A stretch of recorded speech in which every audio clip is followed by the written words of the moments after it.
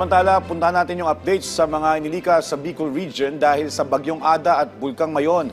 Ating pag-uusapan kasama si Regional Director Norman Laurio ng DSWD Region 5. RD Laurio, magandang tanghali po. Si Joshua Garcia po ito ng PTV. Magandang tanghali din na Sir Joshua. Magandang tanghali sa ating mga viewers nationwide. Sir, ilan na po ang kabuuang bilang ng mga evacuees sa Bicol dahil sa Bagyong Ada at aktibidad ng Mayon? Actually sa itong mga evacuees natin dito po sa pag-aalboruto ng Mayon, umabot na po tayo sa halos 1,000 mga pamilya. Ito po, Sir Joshua, yung mga nakatira dito po sa 6-kilometer permanent danger zone. And doon naman po sa total displaced population, dahil lang po ditong, o dulot po nitong bagyong si Ada, umabot po tayo ng 4,151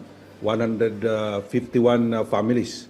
Pero yung apektado pong mga pamilya, inside and outside evacuation centers, ay umabot po tayo ng almost 100,000 na mga pamilya all throughout Bicol region. Alright. Saang mga bayan po specifically o evacuation centers po ang pinakamarami ang evacuees ngayong araw na ito? At kamusta po ang lagay ng mga ito? May posibilidad po ba na madagdagan pa itong bilang ng mga evacuees? Actually, medyo maganda na po yung panahon dito po sa ating Kabikulan. In fact, nag-resume na po yung biyahe natin sa mga ports po natin dito po sa lalawigan ng Albay, yung puerto po ng Tabaco City, sa Piuduran, even doon sa pinakamalaking puerto po natin, yung pong gateway natin to Visayas and Mindanao, yung Macnog Port, ay nag-resume na rin yung sea travel. And yung ibang evacuation centers naman po ay nag-decamp na po sila kahapon ng hapon at kaninang umaga. So meaning to say, Sir Joshua, yung pong mga evacuees na lang po natin, ang karamihan po, ito pong dito sa ilang munisipyo sa Albay because of this Mayon eruption. Kumustahin din namin, Director, yung status ng relief operations ng DSWD sa mga evacuation sites, lalo na po yung availability ng family food packs na mahalaga, hygiene kits, medical assistance at sleeping kits para po sa mga bakwit. Opo, tama po yan. In fact, umabot po sa 7,255,281.32 ang halaga po ng assistance na ibinigay po natin sa mga apektadong pamilya. Ito po ay galing po sa DSWD at umabot naman po ng 64,000 pesos mula naman sa ating mga local government units. Yung pong kasing ibinigay po natin asistensya dito, unang-una po, pag baba pa lang ng signal number 2 sa halos lahat ng probinsya sa buong Kabikulan, ay automatiko pong binaba po ang direktiba ng ating aktibo at buting sekretary na si Rex Gatchalian na bigyan po ng ready-to-eat food yung ating mga standees dyan po sa ating malalaking pantalan. So kabilang pa o hindi pa po kasama dyan yung ating mga family food packs na ibinigay po natin sa mga apektadong pamilya at individual. Sa ngayon po, Sir Joshua, mayroon pa rin po tayong maabot po tayong asistensya na halos mahigit pong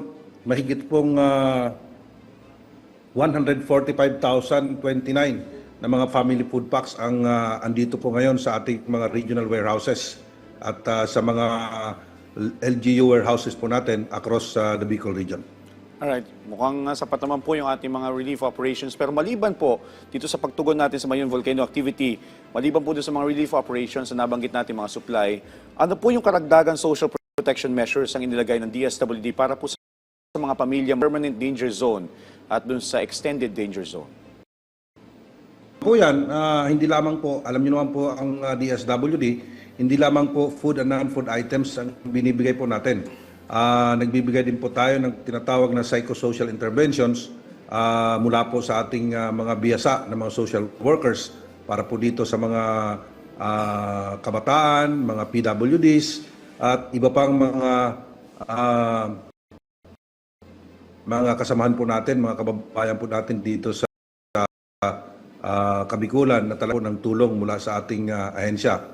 In fact, aside from that, ay nagtayo rin po tayo ng tent city dito po sa Malilipot. Dito po isa po itong munisipyo sa lalawigan po ng Albay na kung saan ay halos 400 po na mga pamilya ang inilikas po natin mula po nang itinaas ang alert level 3 dito po sa pag-aalburuto ng ating Mayon Volcano. Sila po, Sir Joshua, yung nakatira doon po sa 6 kilometer permanent danger zone. At na naghahatid po tayo ng pagkain dito po sa ating mga bakwit na mga pamilya. Ang bilin po sa atin ng ating butihing kalihim dahil pumunta po mismo siya dito a day after na mag-alert level 3 ang Mayon ay talagang masiguro na may sapat na pagkain, food and non-food items including hygiene kits, family kits at iba pang mga tulong na mula naman po sa ating kagawaran dito po sa DSWD Bicol.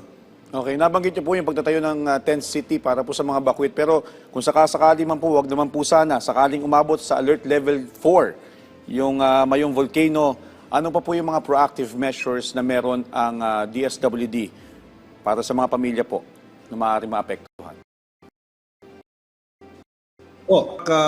Ating katuwang dito yung ating PLGU ng Albay at iba pang mga ahensya ng gobyerno katulad po ng ating OCD, yung ating kasundaluan, yung ating mga kapulisan, sila po ang katuwang natin dito po sa paglilikas at pagbabantay mismo dito po sa 6 kilometer permanent danger zone na talagang habang andyan po yung ating Mayon abnormalities, ito pong pagbubugan ng ating PDC at yung ating laba ay hindi po pinapahintulutan natin na pumasok dito sa pinagbabawal na 6 kilometer yung ating mga po.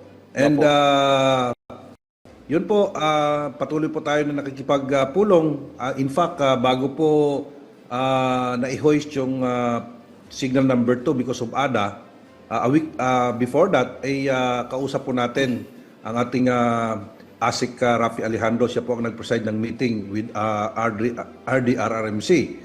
And pinaghahandaan pa po natin, just in case po ay mag-alert level 4, wag naman po sana, itong ating Mayon eruption ay kulang-kulang po mga 14,000 na mga pamilya ang kailangan nating ilikas dito po sa 7 to 8 kilometer extended area po dito sa sa Albay. Pero lahat po yan, Sir Joshua, ay pinaghahandaan po natin. In fact, yung mga evacuation centers, yung mga kakailanganin po natin ng mga kagamitan, yung ating mga modular tents, ay nakahanda na rin. Pero sa mga pagkain po, mismong si Secretary Rex Gatchalian ang nagsabi, in fact, ngayon po ay tuloy-tuloy na nagpapadala ng augmentation mula po sa ating warehouse sa Visayas at sa ating LDRC, dyan po sa Pasay, na mga pagkain para po masiguro na talagang may sapat po na pagkain itong ating kabikulan, lalong-lalo na po yung ating mga pamilya dito po sa Albay. Yan naman po ay dahil sa mahigpit na kautusan ng ating Pangulo na si President Ferdinand R. Marcos Jr. na siguruhing walang magugutom sa panahon ng anumang sakuna o kalamidad. Alright, Director, maliban po dun sa kalagayan ng ating mga bakwit sa mga evacuation centers at dun sa mga inililikas nating pamilya, at dahil nga po marami nga pong nawala ng kabuhayan at tirahan, kung meron po, ano po yung humanitarian assistance na meron ng DSWD para sa kanila? Lalo't naapektuhan nga sila ng malala nitong bagyong Ada at itong pag-aalburuto ng Mayong Volcano. Magandang concern po yan, katanungan po, Sir Joshua. Alam po ninyo, sa pagbisita po dito ni Secretary Rex Gatchalian, nakipagpulong po kaagad siya sa ating mga municipal mayors at city mayors na affected nitong Mayon abnormalities, Mayon eruption.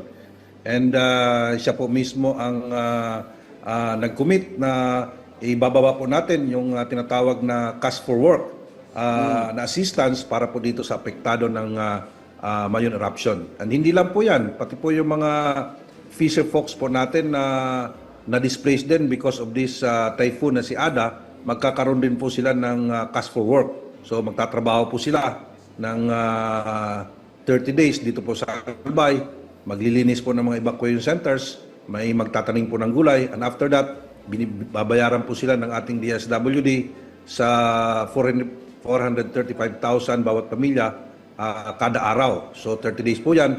So may sapat na po sila, mayroon na po silang pera na magagamit naman sa pagtustos ng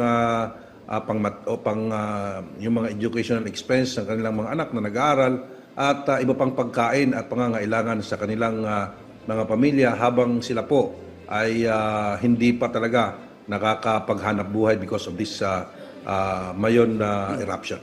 Alright.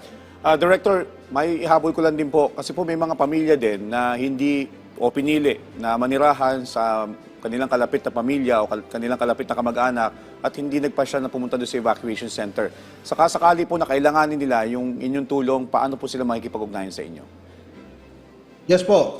Ang kagandahan po ngayon, Sir Joshua, no? Kasi ang listahan po natin dito po sa DSWD na nagmumula naman po dito sa mga local government units natin, kagaya po dito sa Bayan ng Kamalig, Bayan ng Ginubatan, sa Siyudad ng Ligao, Tabaco City, dito po sa Malilipot.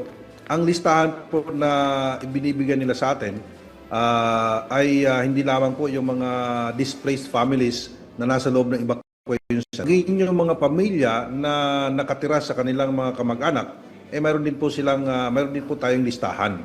Mayroon po tayong profile ng mga yan. Pre-profile din po yan ng ating mga social workers. So ibig sabihin, Sir Joshua, ay binibigyan po natin din sila ng kaukulang tulong at asistensya.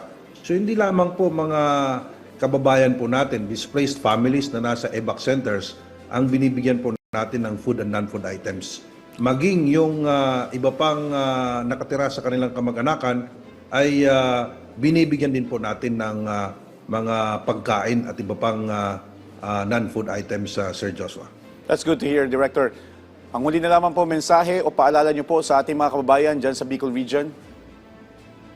Unang-una po sa ating pong mga kababayan, lalong-lalo na po sa ngayon, ay medyo maganda na po yung panahon, kagaya ng sinabi ko po kanina, Sir Joshua. So, mas lalo pang magkakaroon po tayo ng tinatawag na distribution na po ng ating mga pagkain dito po sa mga nasa lanta na mga pamilya because of ADA. So, wag pong mag-alala yung ating mga kababayan. May sapat po na pagkain ang ating DSWD. Ay sinisiguro ng ating aktibo secretary na si Rex Gatchalian. Mayroon din po tayong sapat na non-food items. At ang importante po sa ngayon, lalong-lalo na po dito sa Albay, anunsyo yung ating mga kababayan. Anunsyo mula sa ating mga concerned government agencies. Habang hindi po natatapos itong pag-aalboroto ni Majestic Mayon, hindi po tayo kailangan bumalik dun po sa ating ipinagbabawal na 6-kilometer permanent danger zone. And hindi naman po ito, hindi pa natin alam kung kailan po ito matatapos, pero ang gobyerno po natin ay patuloy po na nakikipagtulungan sa iba't ibang ahensya ng gobyerno, sa iba't ibang non-government organizations upang, sabi pa nga, maibigay yung tulong sa ating mga displaced families at maibsan ang kanilang nararanasang krisis habang nasa loob ng evacuation centers at habang hindi nakakabalik ang kanilang normal na paghahanap buhay dito po sa nabanggit na lalawigan at iba pang lugar. Alright, maraming salamat po sa inyong oras at sa update, Regional Director Norman Laurio ng DSWD Region 5. Thank you, Director. Maraming salamat po, Sir Joshua. Magandang tanghali at mabuhay po kayo.